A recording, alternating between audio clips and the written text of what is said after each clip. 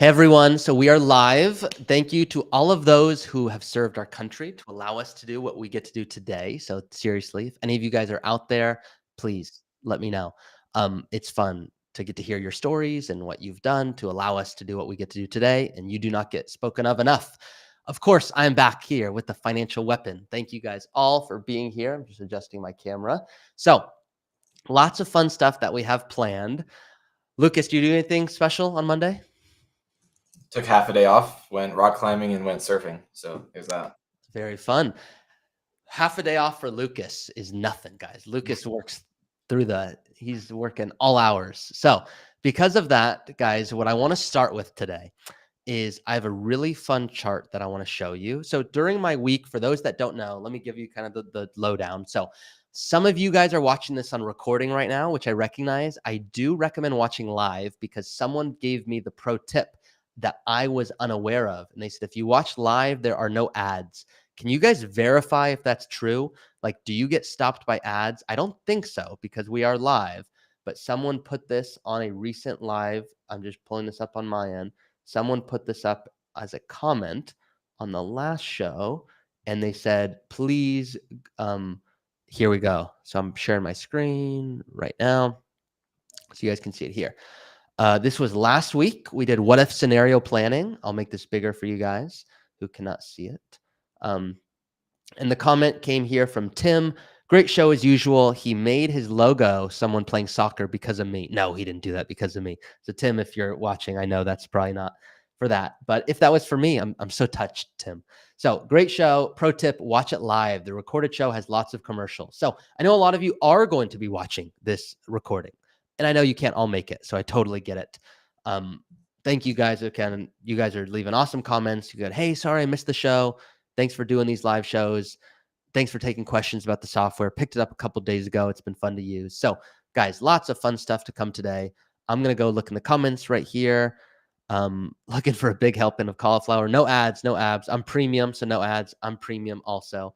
Okay, I'm finally here in real time. No ads. Cool. Just want to confirm. Mark, how many of you guys have had this day? What a day at work. Wish I could retire today. I have some people that reach out and go, I'm never going to retire. I love what I do. And then politics change and business changes. And then all of a sudden they're like, yeah, I could go tomorrow if I really had to. So any of you guys have days like Mark, you are not alone. So give Mark some love. Just making sure. Apple TV, that's a good tip. For Apple TV, the YouTube app, the Apple TV app plays way too many ads. Oi. Okay. James had a placement ad for peanut M&Ms a few weeks ago. Yeah, good one, Woods. Who remembers that one? Okay. In the Early Retirement Academy, do you discuss which is better, Roth or traditional? No, I just say guess. Yes, we give you guidance on this. So never trying to be coy here. But yeah, we give you guidance on what is better. But rather than like give you guidance, you can just play with the numbers. If you don't mind just throwing in, we did a video on that. I think it was, I'll see if I can pull it up for you guys also, but Lucas will throw it in. But traditional versus Roth 401k. For those hopping in, I'm going to explain what the heck we do on these live shows if this is your first time. But I'm going to pull up the numbers as opposed to just kind of taking my theory on it.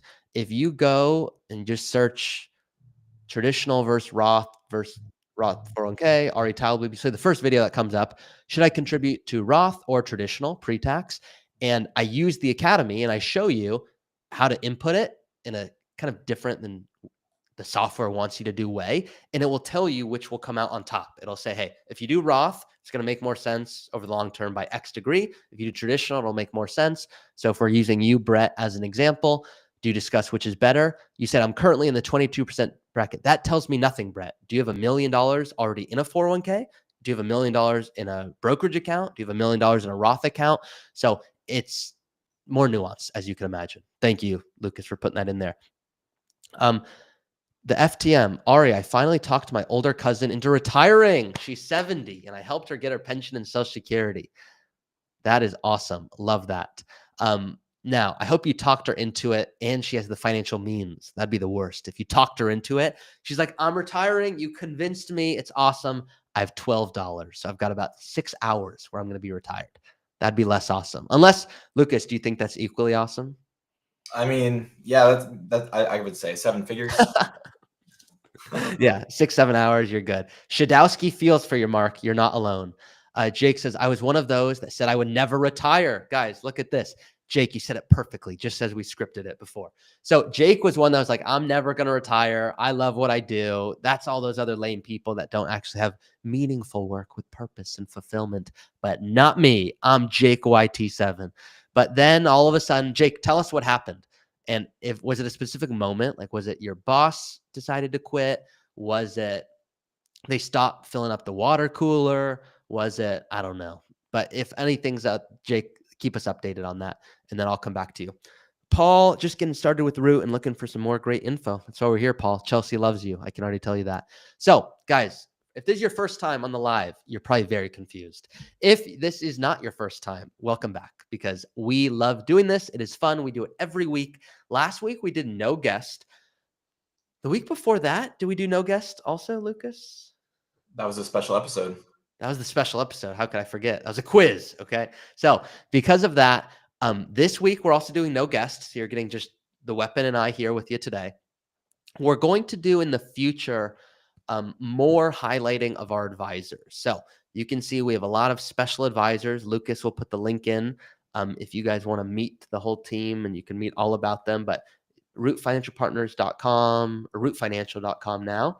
Click about, and then you're going to get to see James's biceps here. And then you can keep scrolling, and then you'll see the whole team here. So you can see Chris and Carly and JT and the whole supermodel show. So you can see Lucas and I on here. So we're going to bring on our advisors. For example, you're going to see Katie Villegas in a few weeks. She loves talking about sustainable investing and different things along those lines. And if you're divorced, how do you think about that? Can't forget Mom. Oh my God. C. Muckley. You're right. The special guest, Mom. And the special guest, James, before that. I just think about my mom every day. It just slips my mind. So because of that, we're going to have a lot more guests that are coming on the show. There's 100 of you guys right now, and then thousands watching the recording. I'm very grateful because this week we actually hit a milestone. Lucas, do you happen to know what the milestone is? 30,000 subscribers. 30,000. Now, I have neighbors and friends and people that go, that's so cool, 30,000 subscribers. And I'm very transparent. It's cool. I'd rather have one subscriber who wants early retirement content. I could make a video tomorrow, best new credit card of 2024 and how to travel hack with the Sapphire card. And that's just not my thing. Okay. Some of you guys are like, you should make videos like that. Look, I'm not good at it. You know why? I don't like that stuff. Could I figure it out? Sure. I don't want to. I love making videos about healthcare and, what if scenarios and Monte Carlo, because that lights me up. So I believe I'm good at it because I like it, not because I'm a good person. I try to be a good person, but it's because I like doing it. So you'll see I hit 30,000 subscribers. Awesome. Large part thanks to you guys. So if you shared this with everyone, thank you. I'm going to keep doing it. And if you didn't share it with anyone, I'm still going to keep doing it. So here's the few logistics. Everything that I'm going to show today, I'm going to be going through insurance. I'm going to be going through a few flow charts. I'm going to be answering questions. Lucas is going to capture the best comments and questions. If you guys have questions today, go ahead and put it into the chat. And we will see if we can address those for you today. But just important disclosures always is I'm going to be showing some what if scenarios. The example shows the probability of success using Monte Carlo. Obviously, rates of return does not guarantee future performance. You guys know that. This example I'm going to show may not apply to your situation and is not necessarily representative of the experience of other clients. I just said representative. I didn't even say a word right there. Representative of the experience of other clients. And then, of course, everything I'm going to go through, please be smart about this. Educational purposes only, not intended as an offer or solicitation for anything of any kind. Please consult your financial advisor, tax professional, estate attorney for anything we're going to discuss today. So let's hear what Jake had to say. Paul Strauss, good questions. I'll go through those. Lucas, if you catch any good questions that you're like, hey, you got to address these, let me know, and I'll come back to those. Jake says, it was a bad year. I had a falling out with a critical to me client. I had a major disagreement with my new boss about an initiative that affected about 20 jobs. There was an issue with my company that made me have to decide now. Understood. Well, Jake, I will say it's normally not fun to retire on your own terms from what people tell me, not on your own terms. So that's someone saying, hey, you can stay if you want, but this is what work looks like. And you're like, well, that's not really work to me. That's more of a jail cell. And then you're like, okay, I guess I'll retire, but I didn't really plan on this. There's normally anxiety around that because it wasn't on your own terms. It doesn't mean you're financially not able to do so. So don't have the head trash around that, which I see sometimes. Yes, I love optimizing. So guys, we'll talk about that. I like this question, so I'm just going to address it real quick, and then I'll get through what we want to talk about today. Ari, would you suggest someone who is not highly experienced to just have equal parts Roth, traditional, and brokerage to keep oneself agile and able to be flexible with withdrawals?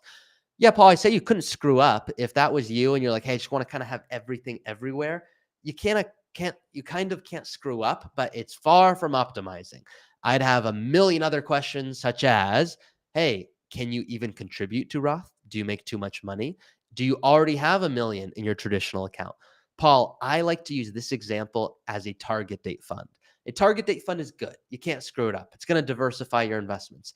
Is it going to get too conservative too quickly? Yes, because what if everyone had a target date fund and everyone didn't watch the market and they retired and they got unlucky because markets went down like crazy? There'd be a lot of people not retiring with confidence. So they get too conservative too quickly.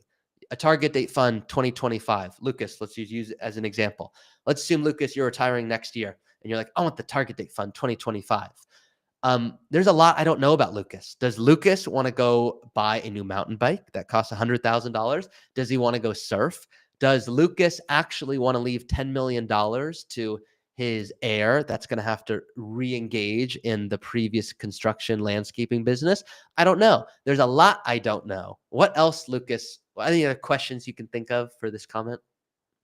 Do I have any other income sources? Do I even need the funds that are there? What type of account is it in? I mean, a million questions. A million. Love it. So going back here, Jake, oh, guys, I like this. It was a trade-off between time and purpose. Love that. It was on my own terms. Don't get me wrong. It was just a trade-off between time and purpose. Appreciate you sharing that, Jake. What's up, Jeff? Jeff S. Jeff S. I don't know why that sounds familiar. You may have emailed me, Jeff, so I apologize if I don't sound like I know you. So I'm going to be going through a few things. Logistically speaking, many of you guys that are on right now are already enrolled in the academy. If you don't know it already, I put out a really confusing email. Many of you guys would have received this email, so I apologize because I put one big typo that totally screwed this up. But I sent out an email, and I sent out this email, and I said, hey, go get the academy if you want to start playing around with the software if you don't have it already, and yada yada. And this very transparent response came from someone I'm not going to expose right now. Jeff, you emailed me. I knew you were familiar. So here's the response. And just so everyone knows, I'm going to stop sharing for 1 second.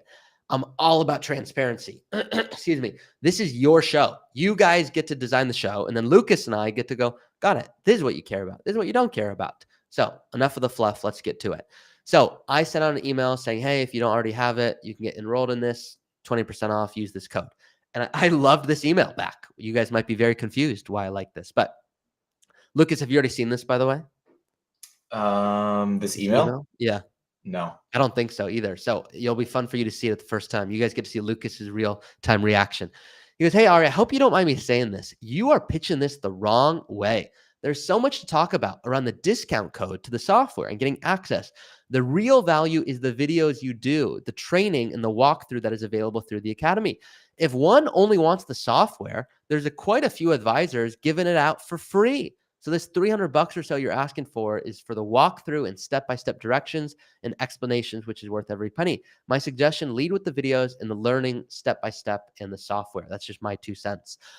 I really like that. So I fired 3 people who sent out the email. No, I didn't fire anyone. But I really I'm going to be showing you guys today. That's why I do these sessions. It's not, of course, your specific strategy, but I want you to at least know how do you play around with some of this stuff. So today we'll talk about life insurance. We'll talk about estate planning and things like that. The software, I find, sometimes overcomplicates it. So I'll walk you through that today. Jill, is there a general rule on how much to leave in pre-tax? I'll come back to that later, but no, there's not a general rule. People have general rules. Don't get me wrong. Jake YTC, that email forgot the forms, charts, and other tools you include. Yeah, there's about 100 other flow charts of planning that I include in there if you guys don't have it. The code is live20 if you are not enrolled, live20. Okay, so going to today, a few things. So last time I went live, I said, look, let me see here. Okay, here it is. So there are 3 ways to work with Root. The first is you get the software and play around with it. Great. The next option is what's called the optimization session. So because so many of you guys have kindly said, I want this type of guidance, because you fall into the following categories here. Who is this ideal for? You are someone who enjoys managing your own money, but you seek expert guidance. You want help, but most of your money's in a 401k. So you might hire someone in a few years, but you want guidance now to just get set up. You currently have an advisor, but you're seeking confirmation or a second opinion, AKA you don't want to fire your best friend. You don't want to spend time learning. You just want to get set up. You might want to hire us in the future, but you don't have $2 million yet. Some of you guys are there. So you're like, what the heck do I do? So this is a 2-hour power planning, 2-hour power planning session. So the good news is you guys were really resonating with this. The bad news is this is sold out. I am not doing any more of these through the end of the year and maybe not through next year. So this is off the table. The good news is, Lucas can put it in the chat for you, James, the founder of Root, will be doing 2 or 3 more of these. So if you don't know who James is, I believe there's 1 slot available. There might be 2. I do not know. But if you click the link, you can schedule a call with James if you would like to do a 2-hour power planning session with him. Just be aware of that. Paul goes on to say the software was a great pathway to the overall strategy that you're teaching. Thank you, Paul. Once again, you did it perfectly as we pretended, as we scripted ahead of time. Just kidding, guys. So, let's go through here. Okay.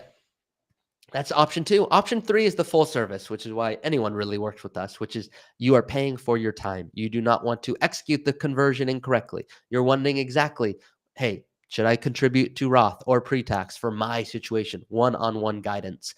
Just go to our website, click get started if you want to do that. So with that being said, I have a really fun flow chart we're going to start with. Why do I start with fun? Just because this allows us to actually get into the real stuff with your guys' brains ready, because I'm going to need your brains on full capacity today.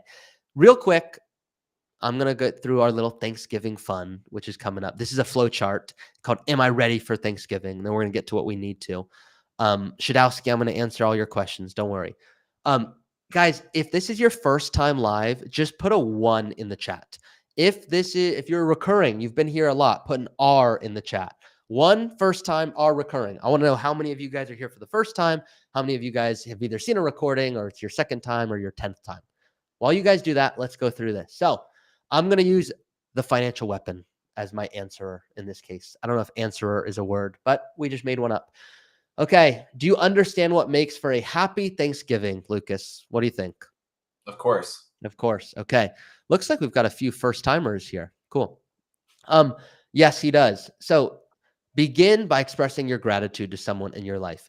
Is your turkey fully thought out? I think we're a bit early for this, but Lucas. No, because I don't even have one. No, it doesn't even have one. Oh dear. You may need to make a meal of delicious side dishes. Do you have a pair of stretchy pants? Yes. Yes, he has stretchy pants. Let's follow the flow chart. Let's go up here.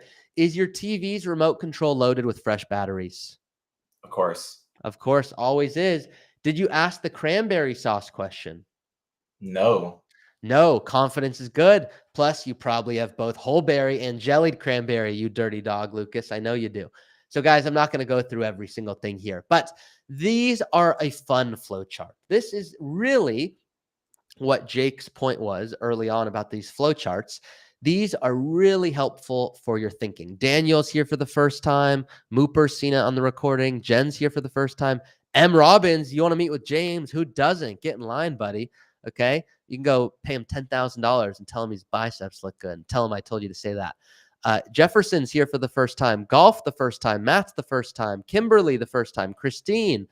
JR. Ooh, lots of. I'm going to start with I know, Jake. Okay, you can make fun of me, Jake. Jake, I'm okay with that. That you get the right because you've been here enough. Okay.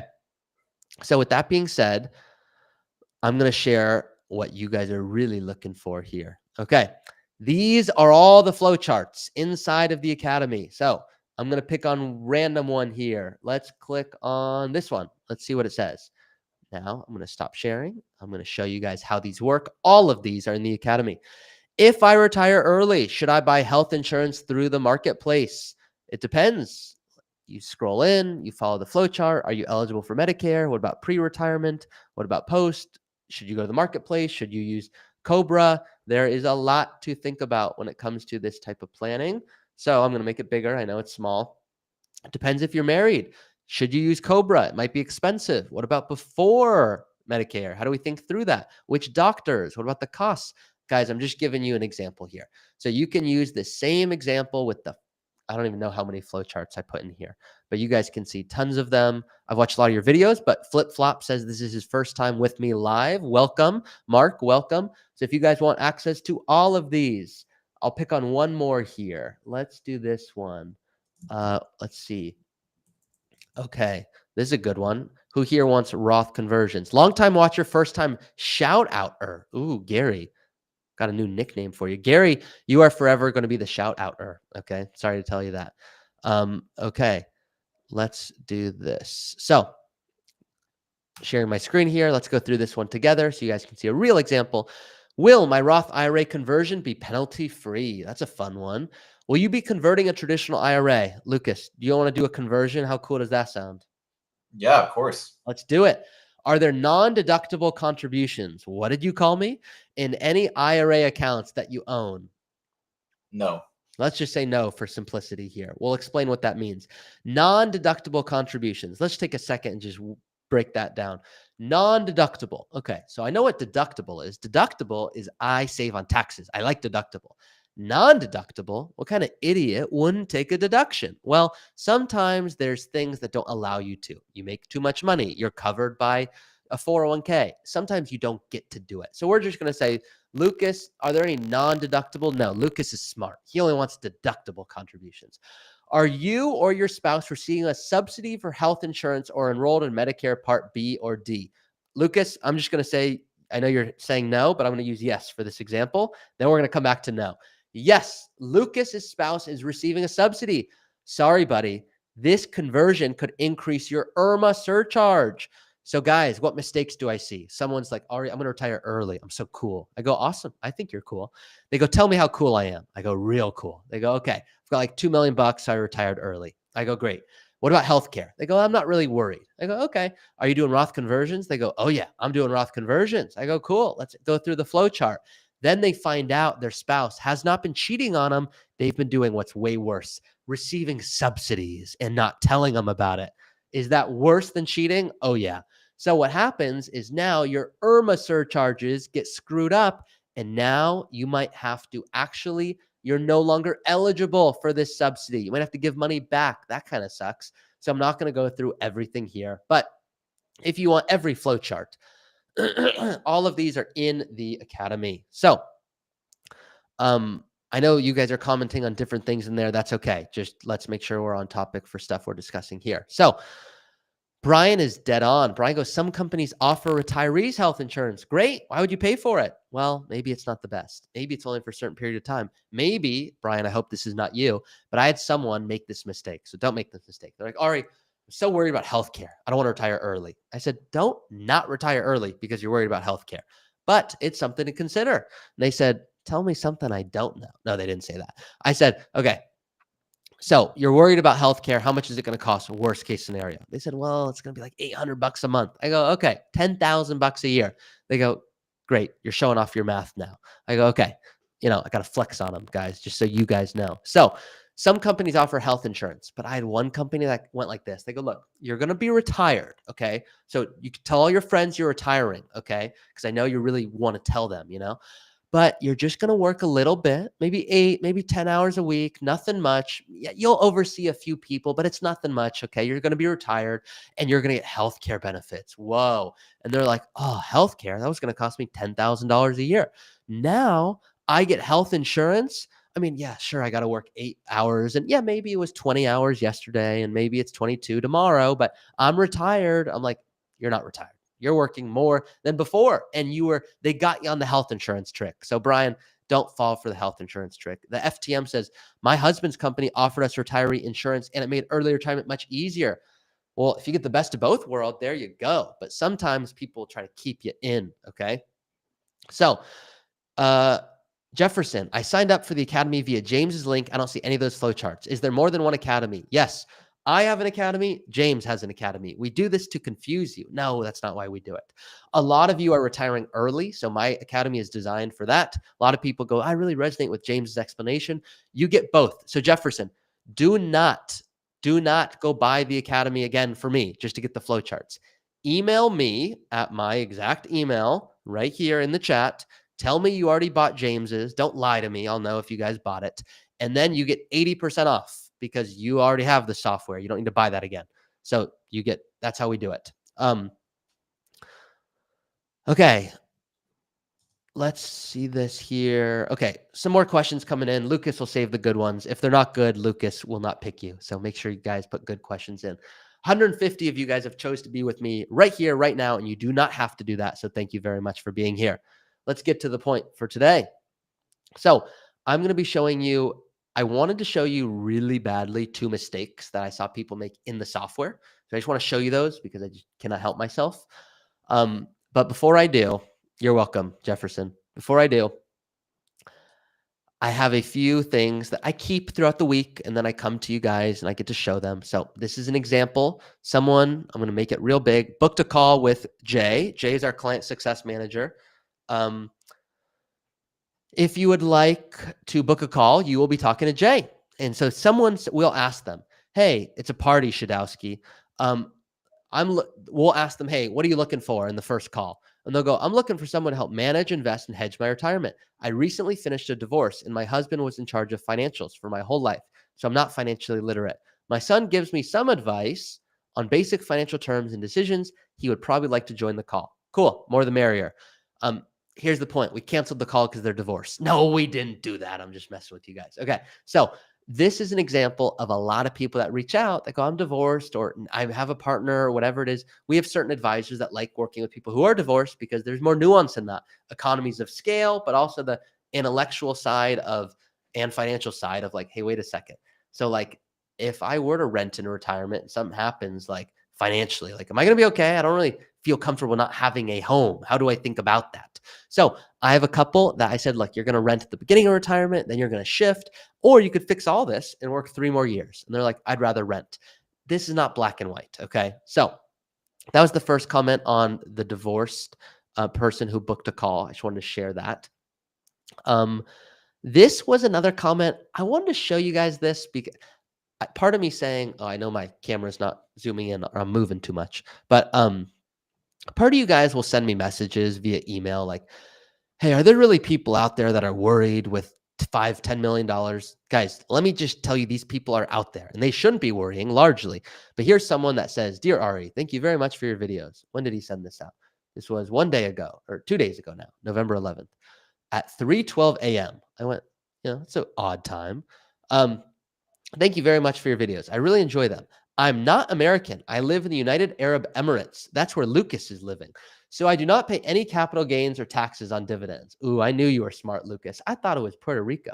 But anyway, my portfolio is a little bit over $5 million US, and it's all invested into Vanguard FTSE All World Index.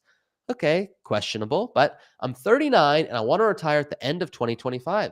I'm going to add another $1 million to the portfolio. I plan to travel and I'd like to spend $120,000 a year.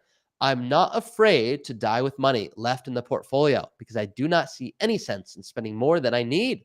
Furthermore, I can adjust my lifestyle if there would be a market crash. Do you think the odds are good that it works out? If I consider to spend more than that, what amount would be safe? This is someone who is asking a very simple question. What is my withdrawal strategy? How much can I spend in retirement? Am I going to run out of money? I would tell this person to go to the academy and project out what that might look like for himself. Now, because we get to do it together, I am going to show you guys how to think about this. So what I'm going to do is I'm going to change around the figures so that you guys get to see how I would manipulate this. So we're going to go in here. Now, this is a real person. I've changed the names. I'm going to make it a lot bigger. Actually, I'm going to make it smaller and just see how well you guys can squint. No, that's messed up. I'm not going to do that. So this is someone, real person. I'm going to have to change their numbers back, so I have to memorize all of these. I'm actually going to take a screenshot so I don't forget. Okay. So we're going to make this bigger. This is someone, they have $2.6 million. Let's look at what they've got. Real client, by the way. I just duplicated this. So Microsoft, let's get rid of that. Let's assume they have no Microsoft. Brokerage, we have to take a guess. He says he has 5 million. Lucas, I don't remember, but did he tell us if it was in a brokerage or 401k or anything? I don't think so. If he pays 0% tax, I would assume it's all brokerage. Guys, you see why Lucas is here? There you go. We're just going to assume all brokerage.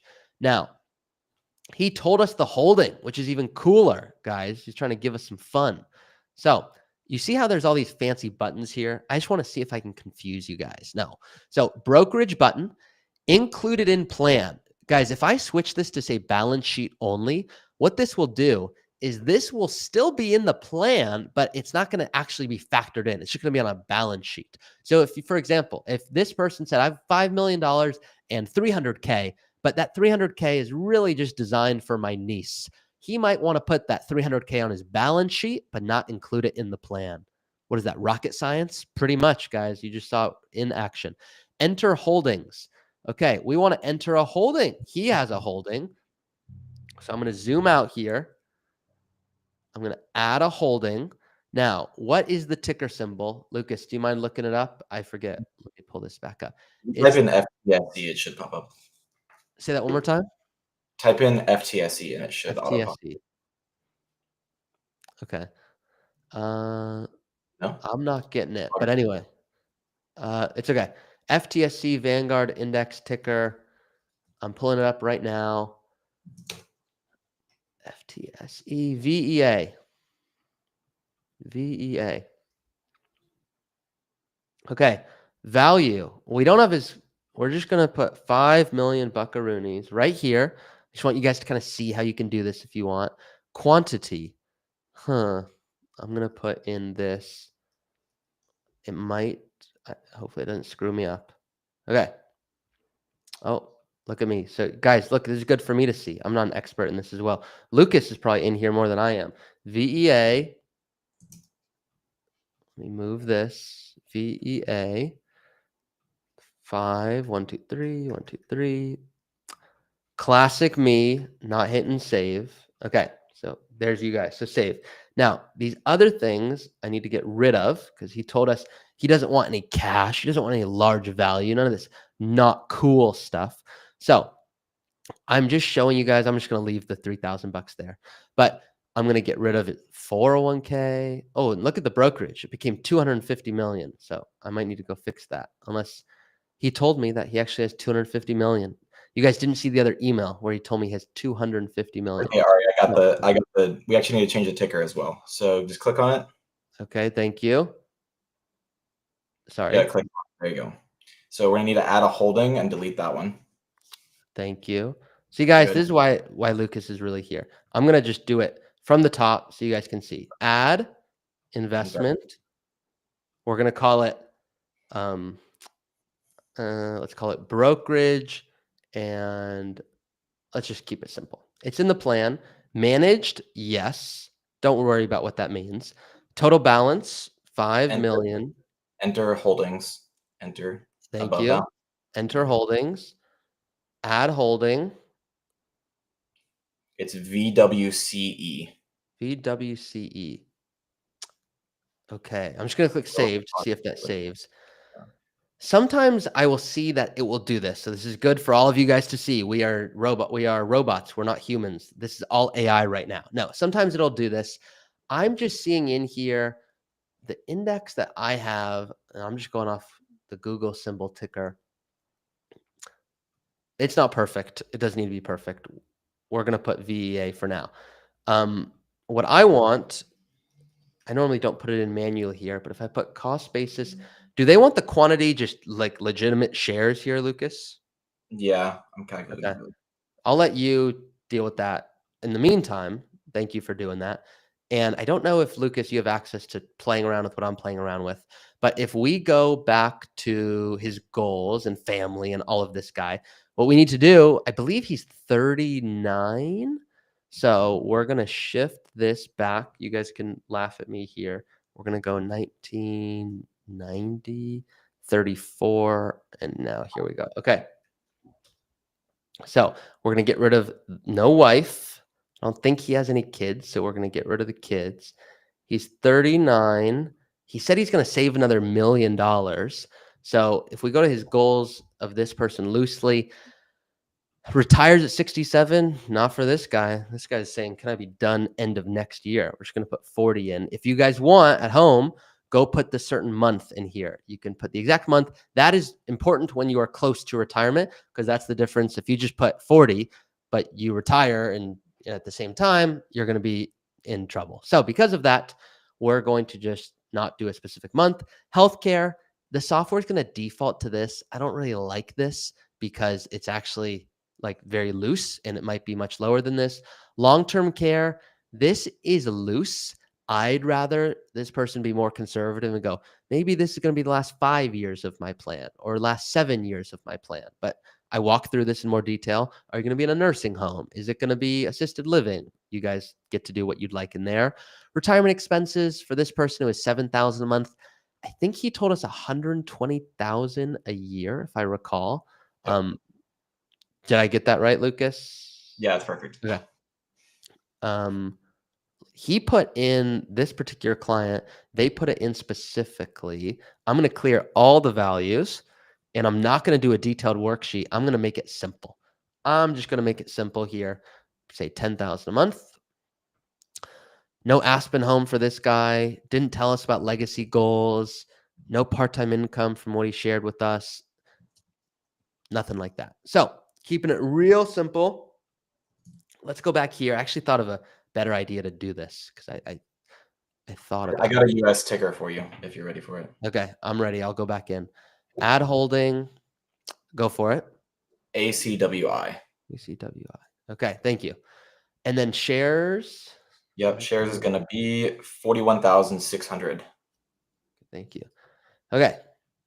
So I'm going to show you guys a better way to do this in a second. And also, while I'm on this topic, some of you guys are like, I might ask for that number in a second again, Lucas, possibly. But some of you guys in your asset allocation in here, you'll click on based on model portfolio and you don't know what it's on. So if you're in here, make sure you know, is it balanced? Is it conservative? Is it preservation? Is it super aggressive? Is it whatever it is? But this largely dictates your plan. So some of you have shot me notes like, why does my plan look like I'm not on track? Well, the reason for that is because you have this on an allocation mix that really isn't, you're being like unnecessarily unrealistic. So just everyone be aware of that. So let's go real quick and look at this person. What are they on track for? $5 million. We go to his retirement analysis and let's see what the heck we see. So I'm going to zoom out, make it a little bigger. Here we are, 38. Remember, he told us he wanted to spend $10,000 a month. We're turning off this because he's got no children, so no 529 stuff. Let's assume he retires not at 64, but at 40. And long-term care costs and monthly expenses of $10,000 a month. Well, it looks like this guy has $5 million today, and he's on track for $30 million. So I don't know if you want to die with $30 million, but there's one big issue with this. This guy's got this one ticker fund. So that to me is kind of scary. The one ticker fund and that one ticker, that one investment, if it does well, he'll be really happy. But if it does not do well, Lucas, do we think he'll be happy? Probably not. Probably not. So one thing that people do is they start playing around with this because it's so cool. So this guy might be like, wait a second, maybe I could spend $30,000 a month, not $10,000 a month, because I don't need $30 million. I mean, that'd be pretty awesome. Well, now it's going to show he runs out of money at 62. So that's not super fun. But what if we doubled the expenses? $240,000 a year. Well, you can see here, he's getting real close at 90. He's got $1 million left. That might be a little too tight. Christine is saying long-term care, so expensive. It is, but sometimes, Christine, people don't need 7 years of long-term care. The average is way less than that. The average is like 2 to 2.5 years. So I'm just being super conservative in here, and I'm putting him on the highest cost. This is unlikely, okay? We'll talk about long-term care in a second. So this all looks, let's assume this guy said, Ari, you kind of found me, my middle ground, and you gave me confidence that I can retire. 15,000 a month, that's 180,000 a year. Looks like I'm on track for $14 million. I go, look, that looks good. And I get that that looks good, but that's based off this one fund. What if that one fund does not do well? That's a risk. And so you guys, if you're new here, you're about to see what I'm going to show you. I'm not saying this is going to blow your minds, but this is a good example to the risk. And Shadowski, I know you are a blind individual. You said my former insurance broker and advisor couldn't find a policy for you. Sometimes that's the case. What should you do, Shadowski? You should self-insure. We'll talk about that in a bit. But what you guys are seeing on my screen is a really important graph. The principle is what matters, not this specific ticker for this example. I do a lot of revisional planning. This, yes, JR, this person, that example is self-insuring regarding long-term care. They're not buying a separate policy. That is me saying, let's make sure they have enough money, which is why if you recall, JR, you saw the little drop-off at the end. That's them paying for long-term care. If we wanted to add in long-term care as a policy, that's a separate expense. So good question. So I do a lot of revisional planning. This is people who retire early unsuccessfully and have to go back to work. And you do not want to be that person. You don't want to retire again. So let's assume this person, I forget their name. I actually don't think they told me their name, but we're going to call him John. Let's assume John put all of his money into the S&P 500. How many of you guys have heard of the S&P 500 compared to this FTSE thing? Okay. Guys, I mean, just, hey, we try to be fun and keep it, lighthearted here. We do rely on your feedback during these lives. So please, guys, participate. If you're driving, don't participate. Don't sue us. But have you heard of the S&P 500? Yes or no? Just please let me know. If any of you have not, it's not a problem. I just want to make sure I'm explaining it properly. I give my doctor example. While you guys answer this, I'll give you my little doctor example for those who haven't heard it. So Lucas has heard it 50 times. Lucas can give you the example. I went to the doctor. This was months ago. I said, Doc, that sounded great. I think what you just said, I think you sounded great. Don't know what you just said. So try again. He goes, okay. So he starts explaining to me the lab that the pills are made in that he wants to give me. I said, look, Doc, I don't want to be mean here. I don't care what lab the pills are made in. That does nothing for me. I need to know why I need this pill or why I don't need this pill. So my job is to really just explain to you guys why you need this or why you don't need this. I'm not trying to go through every single ticker and walk you through the holdings. And you want to work with us, we're happy to do that. I would argue you probably don't even need that when you're working with us. But if you want to for fun, be my guest. So Lucas is busy cleaning up thank you for what you're doing inside of that, Lucas. But I'm going to share my screen again. So I don't think I saw one no for the S&P 500, which is good. So what you guys are looking at is the S&P 500.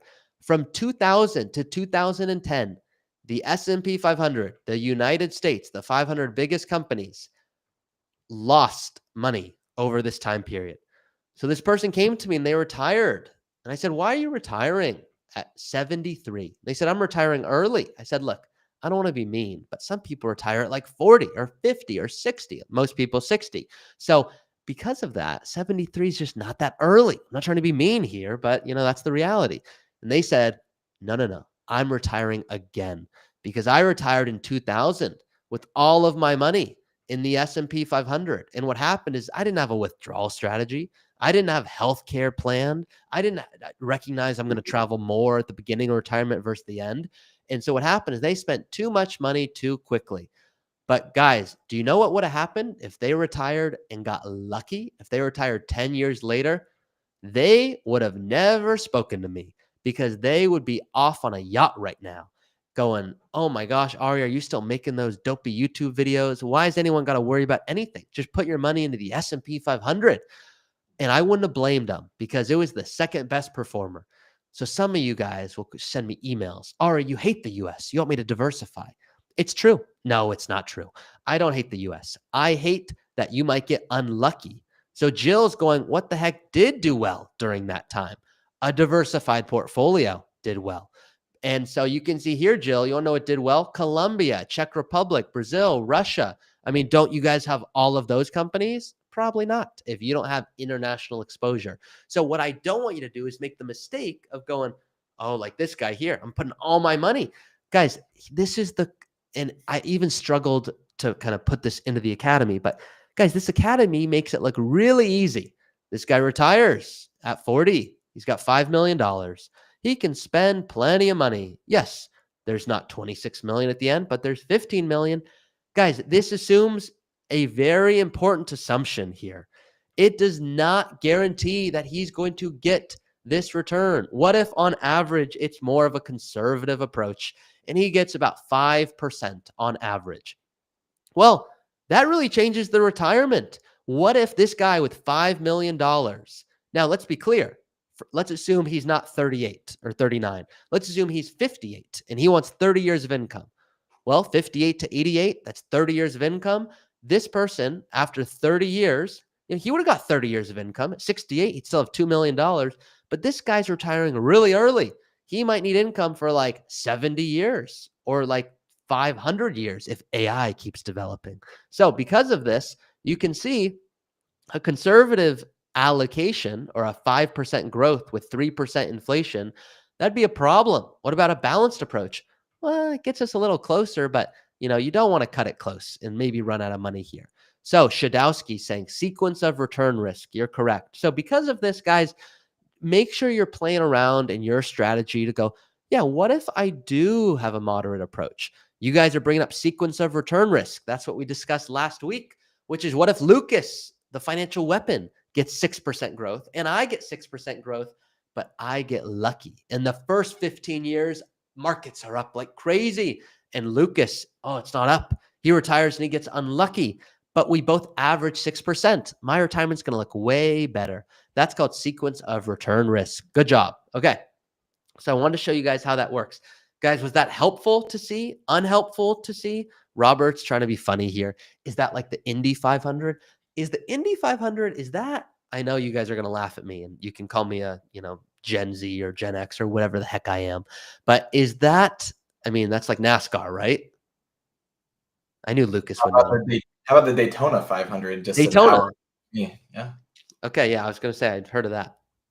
So, guys, was that helpful on the risk of the S&P 500 and thinks about Brett is going, sounds like I need diversification. Now, Brett, don't make the following mistake. Ready for this? So, guys, level 1 is you should diversify for income.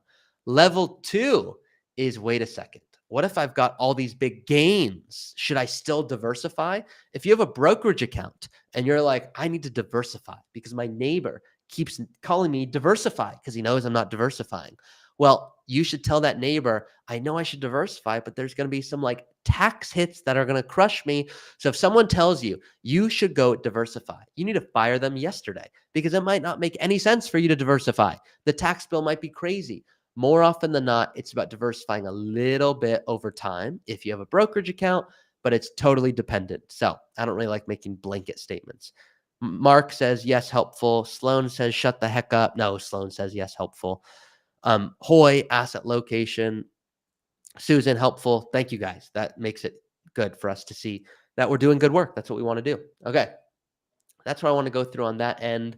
We're going to go to more questions in just a second. This is a flow chart that I had a client say really helped them retire. So I'm just going to show it to you. Some of you guys are in the academy. Some are you not. You can go screenshot whatever you want. But this person was divorced. So they said, what do I consider during my divorce? Just a few examples so you guys can start to see this. Do you need to adjust how much you're saving? Do you need assistance in managing day-to-day finances? Do you expect to receive or pay alimony, child support? Was there a prenup? How are we dividing assets? Some of this stuff, straightforward. Some of the questions, though, are really good. Do you need to update homeowners or renters insurance? Do you or your spouse own life insurance? Will life insurance be used in divorce settlement to secure obligations? What about long-term care? Can you guys still both use it together? Do you have children? Do you expect there to be a tax impact in the year of the divorce? These are just like good questions. Are you going to move states? Does it depend what state you move in? Yada, yada.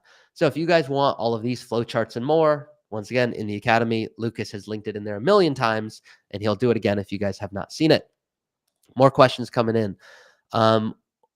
Okay. JR, real quick. With clients that have tremendous sums at the end of their plans, do you ever recommend they pass on health insurance before Medicare? Pass on health insurance. So JR, I have one client, they're CFO, they have lots of money, okay? They did really good. So they bought short-term health insurance. Now, if you go online, it'll say, don't do that. It's like only catastrophe planning insurance. Look, they have enough money that they're going to be fine. And if they need to pay for it, they can pay for it. They sleep better with that. I have another client, similar assets. They would hate that recommendation. They'd be like, no, but I don't have insurance. What if something happens? I go, you could pay for it. They go, yeah, but like, what if something happens? I go, I completely understand. You did not hear me one sentence before, and you will not hear me when I say it 100 more times. So you should go buy insurance. And they go, great. It sounds like I should buy insurance. I go, sounds like you're talking to yourself, but I'm happy to be here.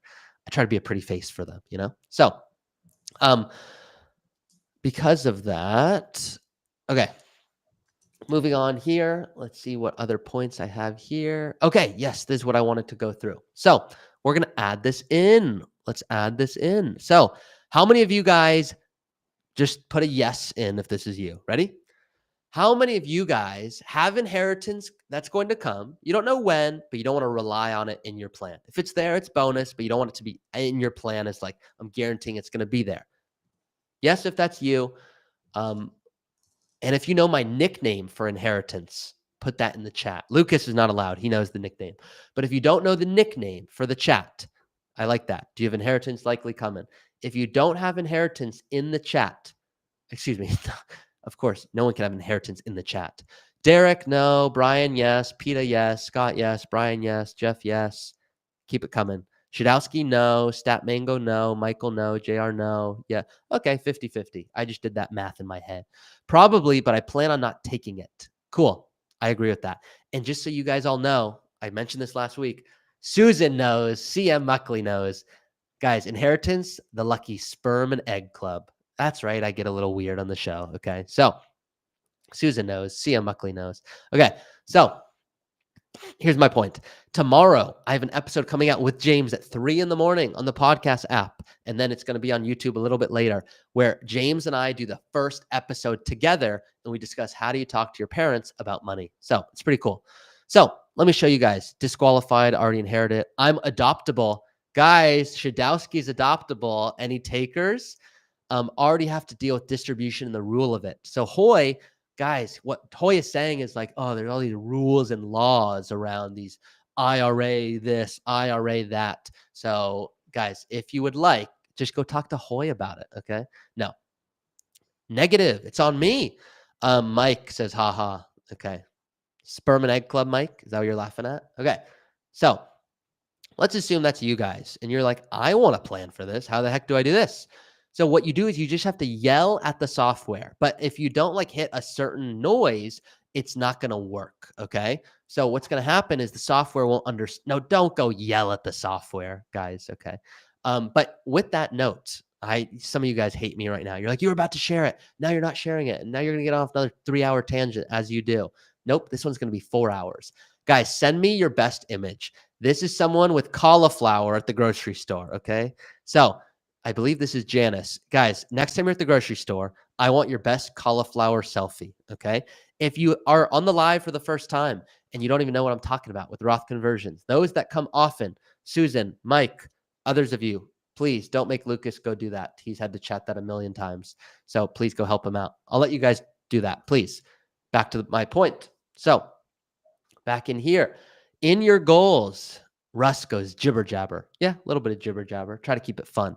Guys, I take you out of this with these dopey examples, so now you can concentrate. You can't concentrate for 2 hours when I do this, even if you tried. So we can go to our goals here. We can add in education, college, car, vacation, wedding. We did a lot of this last week. What about, What about gifts? What about legacy? What are our goals? Wait a second. What about income? Let's go to income. Do we have any income coming in? Maybe there's inheritance. Ooh, sperm and egg club. Let's just call it sperm and egg club. So let's just take, if I get fired for this, I'm blaming all of you guys. Okay. So annual amount, let's just assume he's going to get it. It's not going to come over a couple of years. I don't see that. So in 1 year, he's going to get it. Let's say he's going to get it in 5 years from now. I don't know how much he's going to get. Lucas, I'm going to let you decide. Let's do 1 million. 1 million. Keep it easy. $1 million. Now, some of you are like, Ari, you forgot to put before that he was also said he was going to save $1 million. So now all you're really doing is putting him back to even. I know.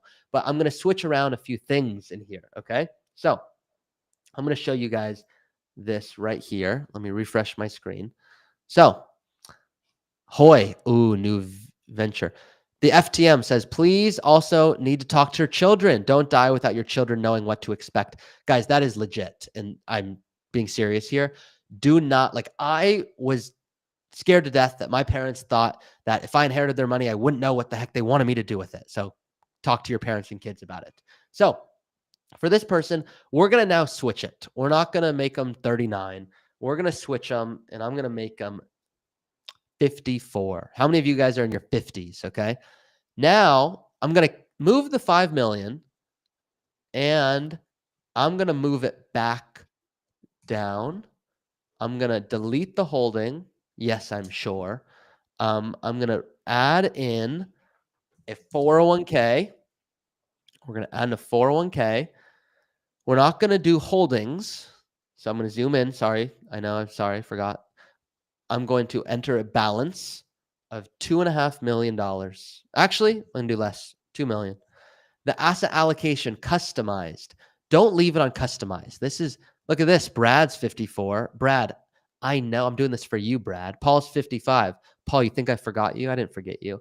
So we're going back and we're going to put this on a moderate portfolio. Don't make the mistake of leaving it on other. The software is going to be like, I don't know what the heck I do with you if you're other. It actually forces you to change your name legally to other. Okay, that's what it's going to do. So let's go into retirement now. Let's look at what's going on. Oh my God, what the heck is going on here? Well, if you guys remember, this is someone who's 54 and he retired at 40 and he wants to spend $15,000 a month. Looks like this guy's in good shape, right? No, he's not in good shape, but he doesn't want to spend $15,000 a month. Maybe this person wants to spend $8,000 a month. Okay. So I didn't change anything other than $8,000 a month and moderate growth. $8,000 moderate growth. What the heck does that mean?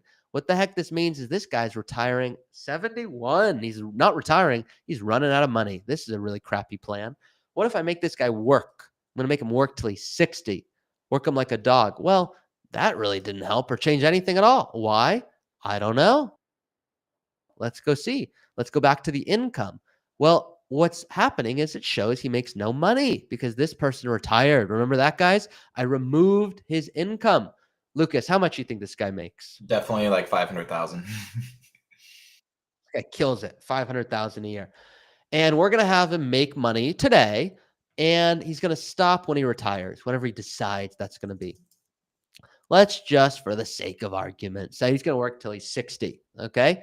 60, go back to the plan, not 10,000 a month. He's single. He's going to spend $8,000 a month. Brad, you're welcome for the 5 million. Put it all in Bitcoin. And guys, how many of you guys are OGs here? Okay. Those of you that have been here for a long time, we've been talking about Bitcoin a while. What you guys think that spike that happened? Guys, that was because of the live shows. Okay. Nothing else to do with Lucas and I promoting Bitcoin. Okay. So we're not promoting it, to be clear. Compliance, don't get mad at me. I have a lot of strikes. So you can see here, they have $2 million. They're 53. Now, all I did was say this guy gets moderate growth, guy, girl, gal, or attack helicopter. Don't know their gender. So you can see 8,000 a month. This is what this person's on track for. But wait a second. You guys remember we talked about that inheritance, that sperm and egg club here? Whoa. Is that being included? It is. It's already included. It's in your plan. Now, What if it's not $1 million? What if he actually gives his parents a little bit of lip and now he only gets $500,000? Well, he's still going to be okay, but it's not the same. So what you can see here for this person is he gets to decide, how much do you want to rely on inheritance? What if we put it to 0? We're going to do no inheritance at all. Is this guy going to be okay? Yeah, he's going to be okay. There's not 1.5 at the end. There's 1.1. He'll be okay, but he'll be okay working until 60. What if he's like, I don't want to work until 60? What if he wants to be done right now? Guys, can this person stop working right now with $2 million? No way. He's going to run out of money way too quick. What about 58? Maybe he can make it happen at 58, right? Right? I don't know. Let's see. He could make it happen, but guys, he's got, let's say, $7 left at age 90. That's a little tough. So because of that, we want to ask ourselves, what can we do here? Well, what if this guy got $500,000 of inheritance? How does that impact the plan? This person's single, doesn't want to leave a ton of money behind. So now there's not 0 at the end, there's $370,000. That's a lot better, but still, is that really that rosy? Probably not. So you can see this person gets to decide the role inheritance plays. The way I like to do it with clients is I leave it on 0. And I say, let's assume it never happens and your parents spend all of the money they work so hard for. If it comes, it's true bonus. When can you retire? So for this person, based on his goals, we have a long conversation, yada, yada. He tells me he wants to retire, but he's worried about long-term care. But 7 years is unrealistic. He wants to plan for 3 years, which is that big drop-off you're seeing. Well, now this person's on track for $1.5 million. I'd say, look, you could probably retire at 59. That's probably realistic. If extra amounts of money comes in, well, good for you. You can spend more. But do you need to spend more? No. So this is now just extra that helps us out. What you guys get to do is play around with your own. So thank you for the disclosure in there, Lucas. So I've heard good things about buying NFTs of Bored Apes. Anyways, that's how you plan inheritance. Go put it in, play around with it in your software. Guys, helpful on inheritance? Not helpful? Are you falling asleep on me? I'm not hearing from you guys. Inheritance, helpful, not helpful? Okay. I wanted to go through inheritance. Speaking of that, I'm going to show you guys the real question because I realized I totally ignored it. So this is the question that came in. How do you factor in likely inheritance when financial planning for your clients? I understand the general advice of not considering it for determining the retire, let's call it the fire amount, just call it for can you retire? But when it's reasonably likely an inheritance is coming at 2 million plus, it's coming. We know it's coming. Susan goes helpful. Good. We know it's coming.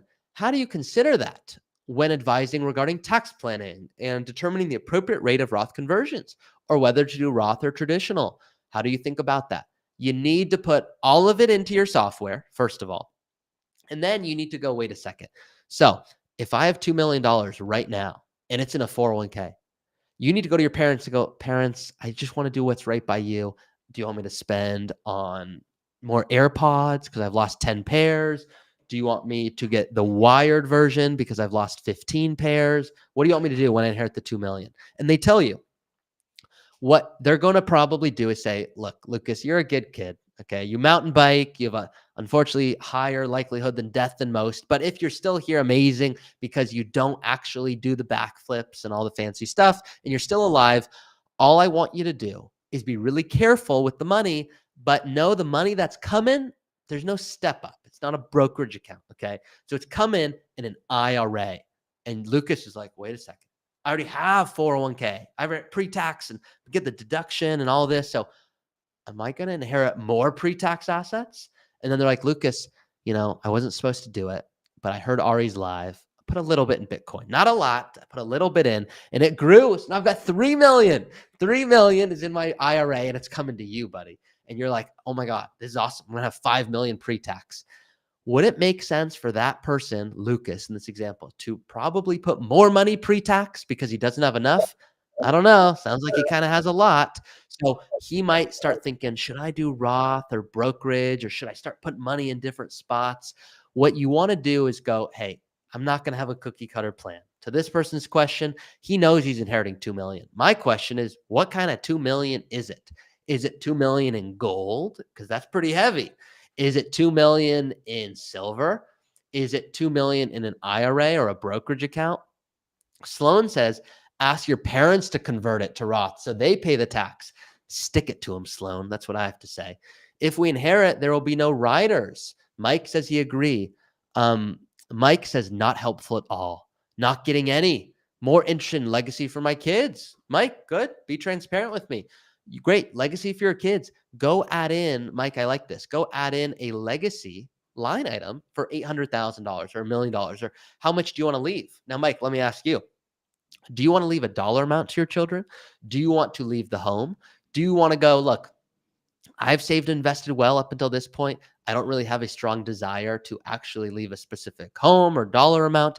I just want to make sure they're okay.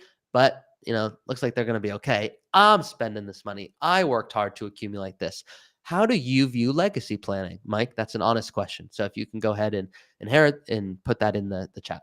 So thank you, Mike. So other than that, let's see. Any other questions I got through the week? Yeah, this is a good one. I mean, it's too much for today, but it's a good one. So this person goes, Ari, I've got this Vanguard account. It's asking me to select a cost basis method. Are they just being mean to me? I don't even know what this means. No idea what the best option would be, given I'm retiring this year and will begin taking from my retirement and brokerage accounts. Could you do an episode on this and what to consider? Yes, that's a great question. And yes, I'll do an episode on that, but I'll also answer it for you today. What is going to cost you less in taxes today and in the future?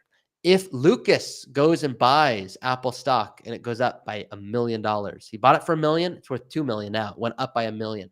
If he goes and sells that, he's paying short-term capital gains under a year. That's called ordinary income.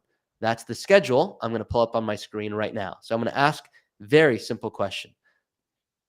Lucas, of course, you don't know exactly how long you're going to, spend $20,000 a month in retirement. I know you're a big baller and all of that, but just loosely, what sounds better to you? I know we haven't gone through the details, but what sounds better? Do you like ordinary income or do you like capital gains tax? Which just sounds capital gains sounds fancier to me, so I'm gonna go with that.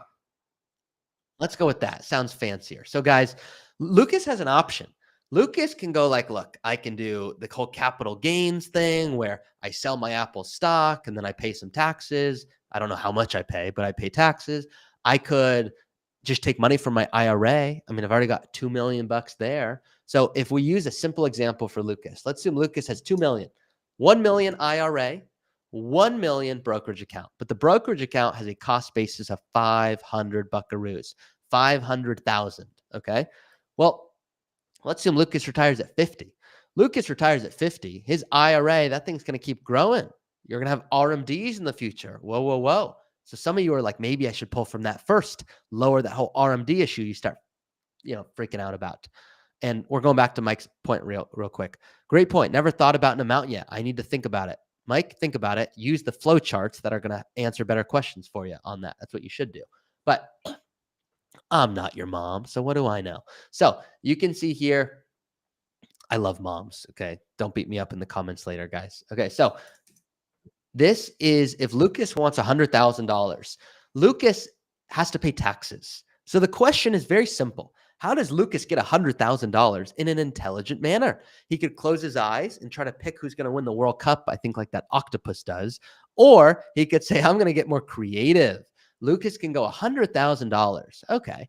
Well, if I'm taking from my IRA and Lucas is married, filing jointly, he's going to pay 10% federal on the first $23,000. Then he's going to pay 12% between $23,000 and $94,000. And then he's going to pay 22% from $94,000 to $100,000. So he's only paying 22% for about $6,000 of the dollars. The rest is 10 and 12%. So someone came to me and they said, Ari, wait a second. I know people talk about this capital gains thing, but 10% and 12% and 22%, that's kind of low, to be honest. Like, you're talking about this capital gains thing, and I want $100,000. I'm married, finally, jointly. You said it says 15%. I'm no math wizard, but 10 and 12 are lower than 15. Once again, Lucas retires at 50. No other income. Do not forget, if Lucas needs the 100,000, He's held it over a year. He would pay 0%. That is not a typo. 0% taxes on the first 94,050. And then anything above that, he's going to have to pay 15% on. So Lucas's tax bill would be 15% of $6,000, right? Wrong. Wait a second. I thought you explained that so well. I thought I was finally getting this. Now I'm so confused. This does not include what's called a standard deduction. And all of you guys have this cool choice. Do we take the standard deduction? Do we itemize? What about Social Security? What about my spouse who's still working for the healthcare benefits? She doesn't work much, just 22 hours a day. And so you can see here, guys, this becomes complicated real quick. The question is, where do you take $100,000 from in order to most efficiently pay the least taxes today? And by the way, that 10 and 12%, Lucas, something tells me it's not going to be 10 and 12% anymore. So because of that, this might sound good today, but in the future, these numbers won't look like this. They'll be much higher. So what you don't want to do is prioritize that just for the sake of it. So guys, helpful on that, on terms of thinking through 401k, brokerage, where do I withdraw from? Any comments? Guys, drop comments on that whole spiel right there. I know we've done over an hour already. What else do I have for you guys? I have one last thing I wanted to show you guys. Lucas, I know questions are coming in. Any questions you want me to answer? We'll save them for the end. Okay, save them for the end. So let's see if I'm allowed to pull this up. I don't want to get in trouble. Okay. Guys, what do you say we just sit in silence? Let's just hang out for a bit. No, we're not going to sit in silence. I'm going to change the name. There's a real person. Okay. This doesn't give anything away. I'm going to share my screen. You guys are going to freak out. Be like, Excel? I didn't come here for Excel planning. What the heck is this? They're like, are you in cahoots with Microsoft? No, I'm not in cahoots with Microsoft. Okay. So guys, let's just look at this. So this is someone that came to me. This is the real portfolio. Okay. So you can see a few important things here. Let's zoom in. This person has cost basis. What the heck does that mean? That means they bought it. They bought it. Okay. Enough of these advisors that use fancy talk here. Okay. They bought it for $12,000. It's worth $18,000. What is the difference? It is right here, $5,400. Pretty cool, right? I mean, how cool is that? How about this one? Bought it, 28, worth 38. We go down the line here. Some of the things they've got, they just crushed it. They got some big gains here. Look at this big high roller, guys. What do you say? Maybe we try to become friends with them, get in his sperm and egg club, okay? So this person here, let's just real quick, OMG, what the heck am I doing? I'm doing some magic here, guys, right now. This is pure magic. It doesn't even exist what I'm doing. I just invented something on Excel. What I did is I added this up. He has $2 million in value. But at the same time, he has this cost basis. What the heck does that mean? What he bought it for. So he bought it for 1.2 and it's worth 2. Okay. So there's a difference of $786,000. And I want to do something because I want to live. I want income. So how do we think about this? This is what's called bang for your buck planning. It's not a real thing. Okay. We made it up. Okay. So this is where with a client, let's assume this was all their money. They have nothing else, only what we're looking at, and they need income to live off of. Don't make the worst mistake I've ever seen where someone said, Ari, I think I could live off $25,000 a year. I did it in college. I said, I'm sure you could do it again. And I don't want you to. You do not need to go live off of top ramen and eggs. So I know what they're trying to do is they're trying to limit their tax liability. You do not want to limit your tax liability. Whoa. Ari, I think I'm in the wrong spot. I do want to limit my tax liability. No, you don't. You want to live your best life. And in light of that, you want to limit your tax liability. So for this person, what we could do is we could go sell this position, this highlighted yellow. You can see here, what's the difference here? $5,000 gain plus $9,000 gain plus $14,000 gain plus $12,000 gain. I could go free up $243,000. That's pretty cool. You got to pay taxes on it, $10,000 worth. the total gains of the yellow positions are 42,000. This is called bang for your buck planning. I call it BB planning. I call it double BB. Make fun of me, okay? But here's my point. What we want to always do is look at a portfolio and determine how do we think through planning to minimize our tax bill, but still live our ideal life. So I will oftentimes communicate with clients using Excel. I'll use software. I'll use fancy software. I'll use a napkin. I'll do whatever I want. Michael says, can you cover donating assets in some future talk?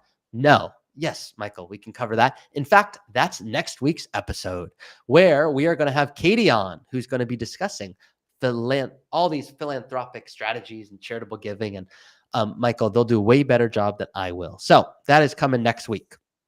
Good stuff. Guys, was that helpful? Is that how you guys thought through cost basis and brokerage accounts and taxes and things like that? Let me know. With that being said, let's go to the chat. Before we go to the chat, actually, let's go to, are you guys with me? Are you asleep? Why for you're asleep? No, for you're not asleep. Best comment wins. I'll think of a prize. Okay. Other than that, let's pull up. Okay. Let's do this. Okay. Some questions coming in. Guys, I'm not seeing the chat. Please chat with us. Let us know. Yes, helpful. Yes, helpful. Okay.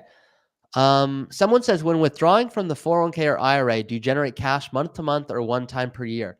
I went over this. You just yell at the computer. No, don't do that. When withdrawing in retirement, it's totally up to you. You can do whatever you want. You can say, M. Robbins is asleep. He's just dreaming about his chat with James that's coming up. You guys are awesome. How do you factor in rental income? Oh, have they not seen the rental income episode? Guys, go tell them to get it. It's in the academy. How do you factor it in? You got to factor it in. Can you cover how to structure a superhero fund for a 3 to 5 year need? Paul, ask Chelsea, but yes, also I'll do it. Sleeping with eyelids open. Brett is asleep. Yes, helpful. No, not even dozing. Laura, that's pretty good. You're not even dozing. David, should have pulled from the formula over. David, what if I did it too quick and I lost people? Huh? I think I thought about that, David. Ooh, okay. So when withdrawing from your 401k or IRA, do you generate cash month to month or one time per year? So Matthew, all right, I just passed my CFP. Can I work for Root now? Just kidding, but love your stuff. You helped me a lot. You're welcome, Matthew. Glad I helped you pass the CFP. So very fun. And Matthew, congrats. Go celebrate. Literally, if you've not celebrated, it's not often in life you actually get to celebrate something. If you think about it, you retire, you get married, you start a mountain biking YouTube channel. You guys, there's not that many things. So Matthew, congrats, guys. Go congratulate Matthew. And Matthew, yes, if you want to work with Root, there's 5. No, you guys are good. And Matthew, thank you for actually saying something. So I'm going to get back to my question. I get about 20 emails after these live shows from people that go, I want to work for Root. This is what I'm looking for. You guys seem different. We're not different. No, yes, we're different. So what you need to do is, I have no say in hiring. So don't try to go, hey, Ari, put in a word for me. So just go to the career application site. I don't know, Lucas, if you know how to pull that up, because I don't know where that is. But if you do, you go put that in and go apply there, and then I'll have you make a video. And so, guys, what's really cool is there's people on the line about to retire, people that just retired, people about to work for Root. We got quite the community going on. Lucas just put it in. I don't think cost based on a 401k is relevant. All money removed is taxed as ordinary income. You're right, David. It's not relevant unless, what if we're doing NUA, huh? Well, Ari, that depends. It does. So we'll get to that. With that being said, look at all the love coming to you, Matthew. You deserve it. Okay. When withdrawing money in retirement, do you generate cash month to month? Or it depends. What's your level of hassle? Do you want to be retired going, oh, every month I'm going to watch the market and see what's done well, what's not doing well, and then I'm going to take notes, and then I'm going to actually decide based on those notes if I need single line paper or double lined or double spaced? Kind of reminds me of my childhood, double spaced. Guys, you don't want to do that. Okay. It's just too much work. So generally what you want to do is say, hey, how much income do I need? What income's already coming in? Do we already have a pension? Do we already have Social Security? Great. What shortfall needs to get created? You could put it in a high yield savings account and take income automatically from that. You could do a CD ladder. You could say, oh, this part of the market's done really well. I'm going to pull from that. Totally up to you. Are you ever in the clear from sequence of return risks, 5 years into 10 years? No, there's no like, I shouldn't say no, but think about it like this. Are you ever in the clear? Okay, Lucas, I'm going to be your doctor. You need surgery, okay? I'm going to guarantee under no circumstance that you pass away. And I'm going to guarantee no matter what, you're going to have a full recovery. And no matter what happens, you're going to become the fastest person on planet Earth. How does that sound? That sounds pretty good. Sounds pretty good. I would like my award now. Let me tell you about the lab I make the pills in first. No, I'm not going to do that. But the point of the story, guys, there's no guarantee in anything in life. If you go get surgery, as I've gotten, I knew the risk. The risk is I think of the alternative. So what's the alternative? The alternative is I don't get surgery and I don't get to play soccer. That's a crappy alternative. The other alternative for a lot of you is, oh, I'm going to keep working 6 more months, 1 more year. I want to protect. I don't want to run out of money. I get it. I know where your head's at.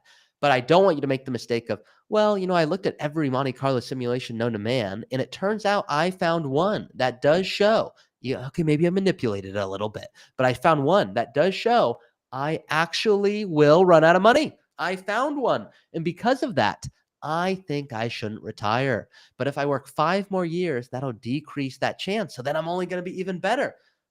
Don't do that. That you're over optimizing. Yes. Sequence of return risks. What if you get really unlucky and you retire at the worst possible date and time? Does that mean you can't spend what you want in retirement? No. Maybe it means you spend a little bit less when markets aren't doing well and more when markets are doing better, and then shift it and be willing to be dynamic. Maybe you should get some part-time income. Maybe you should decide, okay, yeah, I'm going to do a home remodel. I've got healthcare and I want to travel. I don't kind of get to do all of these things, which is why I say I'm not the nicest. That's why I say I'm the meanest financial advisor. I'm not actually mean. I'm just transparent. I will tell you the earliest time it is possible for you to retire early. And I will tell you when you should certainly be working a few more years. So it's all trade-offs. But no, technically there's not like a, hey, you do this and you're totally okay. Even if you have $100 million, what if markets don't do well? You don't listen to me and you do no tax strategy and you spend $50,000 a month. Like, that person will also be in a bad spot. So guys, once again, everything I went through, all the flow charts, let's see if any of the flow charts, this would be pretty cool. I don't know if this will work, but can any of the flow charts that I go through today actually answer your questions? I'm going to let Lucas pick on one. Unless, Lucas, if you're doing some other link stuff, that's important. But okay, any of these apply to today? So these are all in there. I know it's small. I can't really make this bigger, actually. I don't have a say on this. So I'm going to have to say it out loud. Sorry. So let's go through some of these. Am I eligible for Social Security as a spouse? Can I avoid taking my RMDs after the required beginning date? Whoa, that sounds different. Can I contribute to my Roth? Can I do a backdoor Roth? Can I do a qualified charitable distribution? Can I make a 529 to Roth transfer? Can I make a deductible IRA contribution? We're going to do that one, Lucas. Actually, that one's going to be fun because many people are going to screw that up. So I want to show them that they're not these big shots. They think they are. Just kidding, guys. Okay. Can I make a mega backdoor contribution? Do I need to start making estimated payments? If I retire early, should I buy healthcare? What are some important dates? I'm just going to be nice to you. I'm going to put this on the screen for all you guys so you can screenshot it. But Ari, that's not a smart financial business move. You should just have it in the academy. I know it is. If you want to screenshot it and zoom in, I'm not here to gatekeep. So go ahead. Here you go. And all the important dates: start of the tax year, when taxes are due, required minimum dates, distributions, deadlines for FAFSA, when does the important date for business stuff, RMDs, when can you do Roth conversions to, important dates, all of this and more in there. So what about this? Look at me. I'm being extra nice. These are the important milestones. This one's pretty cool. Okay, let's go from birth. So right when Lucas came out of the womb, he's like, I want a UTMA. I can own it. Okay. I was not eligible because of my parents, but this is where a child is no longer eligible for this credit. 18, age of majority in most states. 21, age of majority in some states. 24, child who's a full-time student, no longer subject to kiddie tax. 26, adult child is off the healthcare. Get the leeches off. 50, eligible to make catch-up contributions, extra money to your retirement. 55, excuse me, 55, make catch-up contributions to your HSA. 59.5, 10% penalty. No, not for me anymore. 60 is when you can claim Social Security survival benefits as a widower. Let's go here. 62. 62 is the earliest time you can claim Social Security at a reduced rate. And you can qualify for reverse mortgage. Many of you do not need to do this, so ignore that. 64 and 9 months. That's when you should start the initial enrollment period for Medicare. How many of you guys knew that? 65, eligible for coverage on a Medicare, bunch of full retirement age options. When can QCDs begin? Lots of fun stuff. Guys, tell me you're not asleep. Okay. Pay stub review. This is cool. Maybe, oh, you guys can't see my screen. Pay stub review. Should I consider doing a Roth conversion? Should I refinance? Should I contribute to my Roth 401k? Should I do Roth or IRA? Should I pay off my debt? Should I pay off my mortgage? Should I use a donor advised fund? Should I take my pension lump sum? Should I set up a side business? Where should I put my next dollar? That's pretty cool. Medicare. Okay, you get the point. I can't go through all of them. Let's do the deductible one. What do you say, Lucas? You like that one? Sounds good. No one talks about it, so cool. Okay, we'll end on that. Okay, we'll use you, Lucas. Do you or your spouse have earned income? But play with us so that we get to go through it. Yes. Yes. Wow, what a great choice. So you have earned income. Did you make a contribution to a Roth IRA? No. No, you did not. Okay, let's keep going. You can make a contribution up to $7,000. In fact, you can do $8,000 if you're age 50 or over, not to exceed earned income.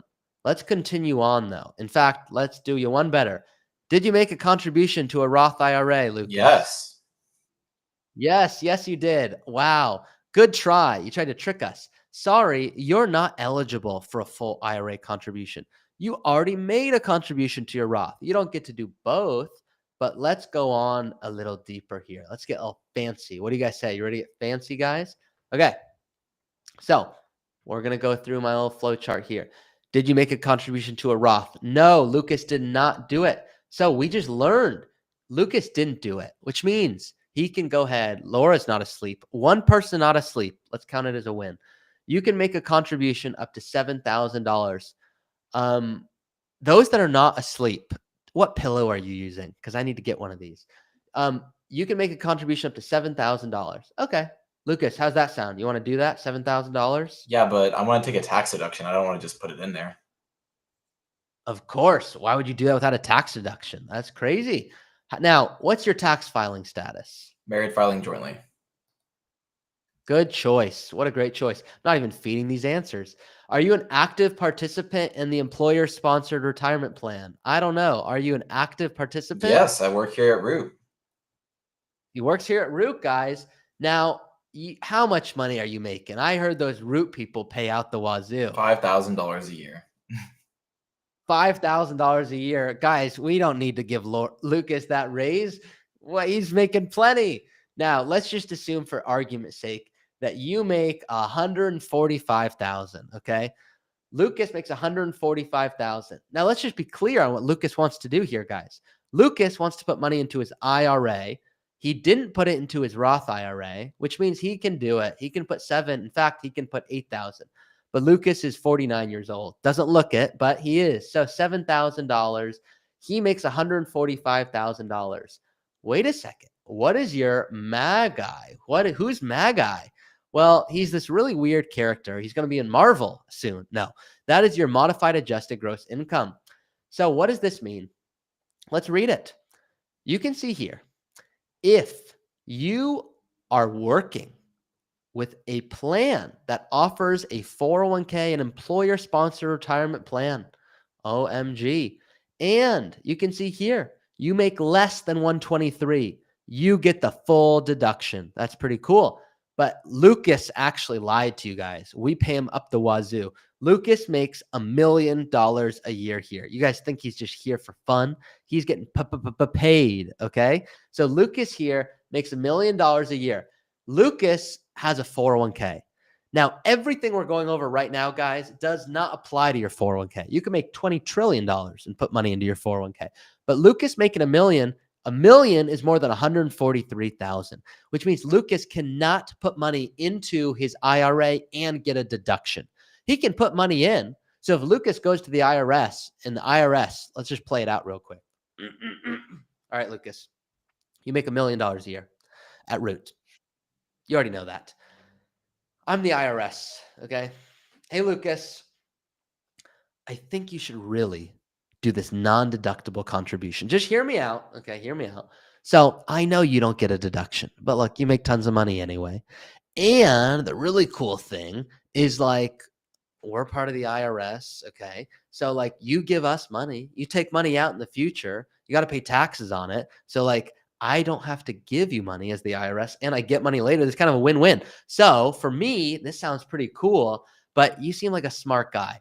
Why maybe should you not do this? I know it's a weird question for me to ask since I'm the IRS, but I just want to get your thought for a neighbor, of course, just asking for a friend. If I'm putting money in and I'm not getting a tax deduction, I'm probably just going to put that in a superhero account because at least then I can withdraw at long-term capital gains rates in the future.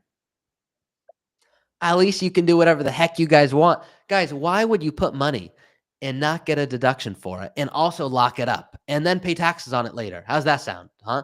It doesn't make a lot of sense. So I see a lot of people make this mistake who make lots of money. So just make sure, guys, all those flow charts are in the academy. Once again, Lucas with the poker face. So guys, if you are still here and you're not asleep, what you receive is email me if you're already in my academy and you want James's for 80% off. Email me if you're in James's and you want mine for 80% off. If you want to book the one-on-one call, I believe someone booked the only call with James, but Lucas, tell me if I'm sold wrong. out. Okay, well, sorry guys.